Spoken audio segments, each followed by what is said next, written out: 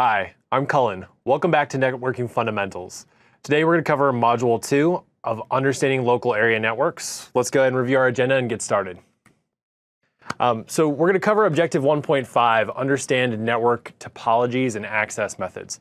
In doing that, we're going to review what network topologies are, talk about Ethernet standards. These are standards that govern Ethernet communications. And also talk about peer-to-peer versus client-server models. We'll detail both of those models in contrast to one another. All right, let's move forward. Network topologies. A network topology just defines the physical connections of hosts in a network. And there are multiple types of these topologies, right? We've got bus, star, ring, and mesh. I'm going to go ahead and show you each of those right now and talk about how they function. All devices in a bus topology are just connected via copper cable and a line.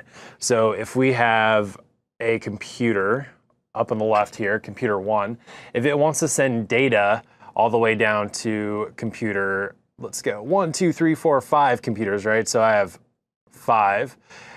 It has to send data through computer 2, through computer 3, through 4, and then 5, and vice versa, right?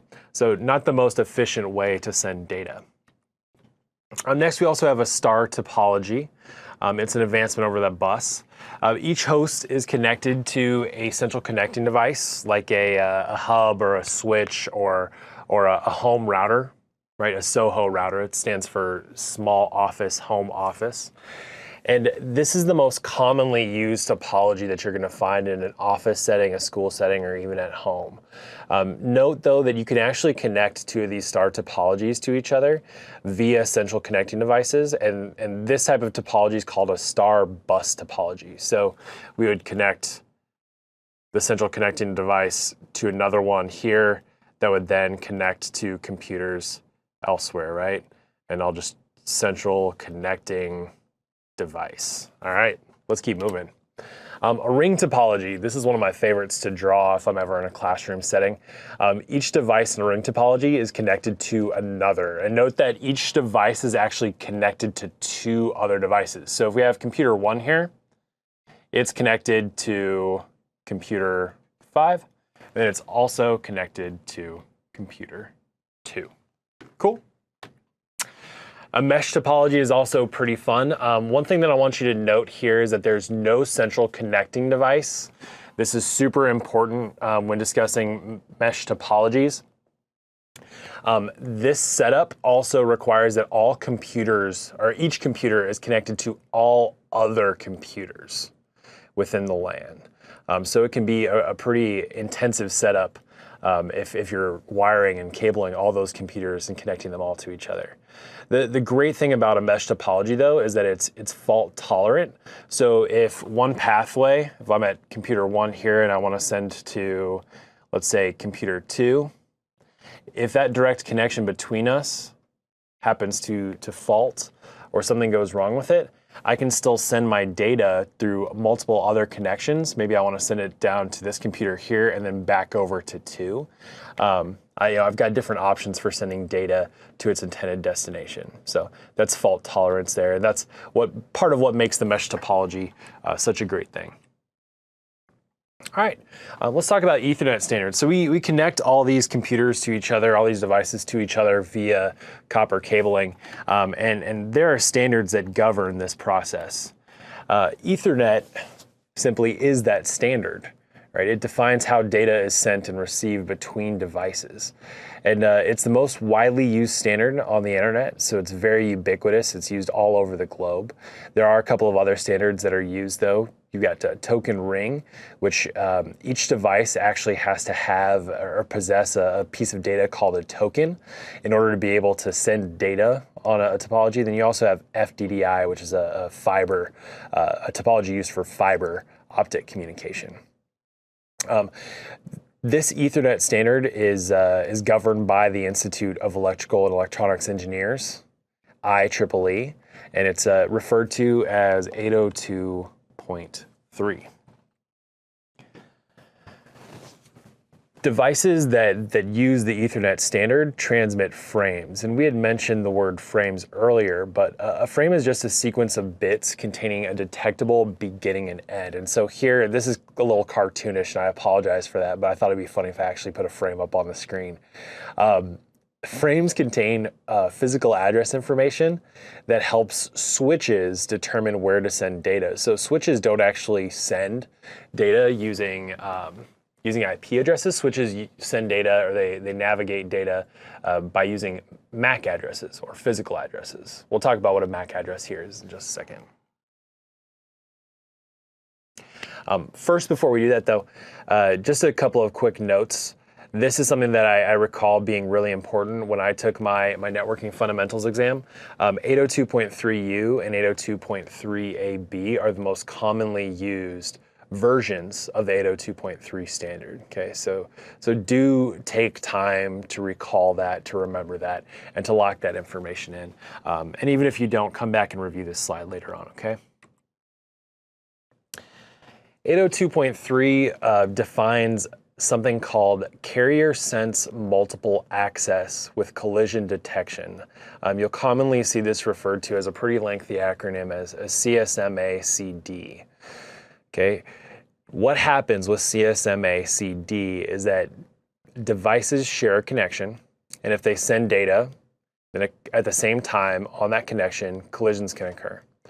And so think of this as if you're traveling down a one-lane road, and you're driving in a car and a friend's driving in a car the opposite direction, so you guys are both driving towards each other specifically, and you couldn't peel off to the left or peel off to the right, you guys would run into each other. That would be a bad thing. That actually happens with data too. And so you could have two electrical pulses run into each other, and all of a sudden the data is corrupted and nobody ends up receiving the data, right? So that text message gets lost because something went wrong. So keep that in mind. Right. Go back to the slide here and take a quick look. The key to remember is that with CSMA-CD, only one computer can transmit data at a time. Okay. Let's talk about this collision, the CSMA-CD process. Okay. What happens is if a computer wants to use an Ethernet network using CSMA-CD, it's going to assemble a frame. It's going to go ahead and listen to an Ethernet cable to see if the medium is free. If it's free, it transmits a bit. And if it's not, then it goes ahead and it goes back and it listens, right? So if the medium isn't free, it's going to go back to checking to see if it is. And then if a collision is detected, it implements something called a collision detected procedure, which we'll detail in just a second. And if not, it just keeps sending all the bits in the frame. All right. So let's check out that collision detected procedure. What happens if there is a collision is sort of like in real life if two cars crash, right? You send out a jam signal and it stops all communication on the medium, so everything just sort of comes to a screeching halt. What happens is the computers or the devices are going to wait for a period of time that's dictated by the number of collisions that occurred, and then eventually, once the lanes are clear, once the roads are clear, it's going to start sending the remaining bits of the frame out on the network. All right, let's talk about the client-server model here, and also the peer-to-peer. The client-server model depends entirely on devices called servers, and servers are computers dedicated to providing specific types of services or data, right? So email, maybe you have a web server too. We'll detail different types of servers in just a second. Anyway, a client like your computer or like your cell phone is going to use special software to ask a server for data or those services. It's going to say, hey, can you please send me an HTML file? I would really enjoy that. And what happens then is the server provides the data or service to the client. And so this is really commonly used. You're probably using it right now, maybe to watch this video. Crazy, right? Let's talk about different types of servers, speaking of watching videos. You got file servers, print servers, database servers, network controllers. They control accounts that are on a domain. So like if you have if you're working for a school district or if you happen to be working for a company like Microsoft, there's a domain that you probably have an email address for. That means you have a user account, and network controllers are used to manage that data, that information. Also messaging servers, web servers, which are used to access HTML documents, and then also something called CTI-based servers. That's for telephone and computer systems, right? So if you have voice over IP, you're going to be probably using a CTI-based server. Couple of different operating systems here too. Like if you have a client, your client operating systems are going to be different from the types of operating systems that are used by servers. Just note the different tables there, or sorry, note the table there and the different operating systems that are used by a client and then by a server. These operating systems provide slightly different functionality, and so they serve different purposes, clearly, because clients and servers also do. All right, so a peer-to-peer model is different because it doesn't have a server.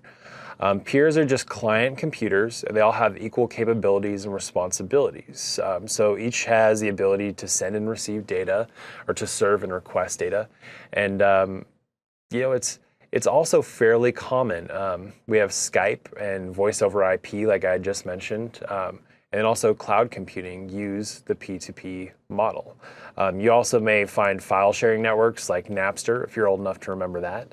I think Napster is still around, but in a very different form. You have Gnutella and then also G2.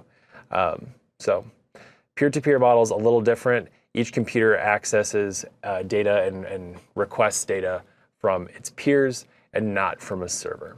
So those are two different models that you'll see in your journey through networking.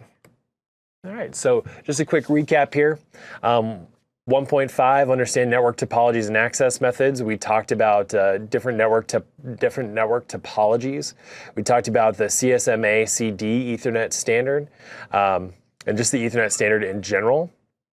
And we also talked about peer-to-peer and client-server models. So thank you so much for joining me for this module. I really look forward to seeing you next in Module 3.